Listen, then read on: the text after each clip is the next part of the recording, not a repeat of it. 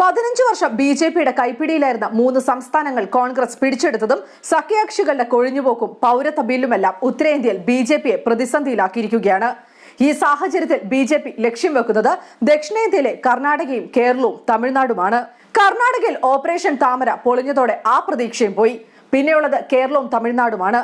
അതിൽ കേരളത്തിൽ ശബരിമല വിഷയം തുറുപ്പുചീട്ടാക്കിയുള്ള പ്രകടനമാണ് ബി.ജെ.പി നടത്തുന്നത്. അത് എത്രത്തോളം ഫലവത്താകുമെന്നുള്ളത് കണ്ടറിയേണ്ട കാര്യം തന്നെയാണ്.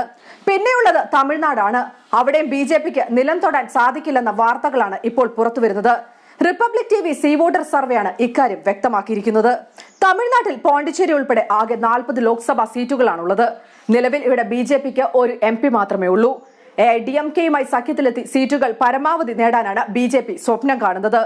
എന്നാൽ ഈ സ്വപ്നം വെറും സ്വപ്നം മാത്രമായി നിൽക്കുമെന്നാണ് സീ വോട്ടർ സർവേയുടെ വിലയിരുത്തൽ.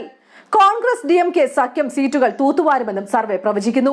ഒരു സീറ്റ് പോലും നേടാൻ കഴിയാതെ ബി.ജെ.പിയുടെ വോട്ടിംഗ് ശതമാനം 6.7% എത്തുമെന്നും സർവേ സൂചിപ്പിക്കുന്നു. 39 സീറ്റിൽ 30 DMKയും 9 കോൺഗ്രസിനുമാണ് വിജയം പ്രവചിക്കുന്നത്. ഈ സഖ്യത്തിന്റെ വോട്ടിംഗ് ശതമാനം 44.2 ഉയരുമെന്നും സർവേ പ്രവചിക്കുന്നു.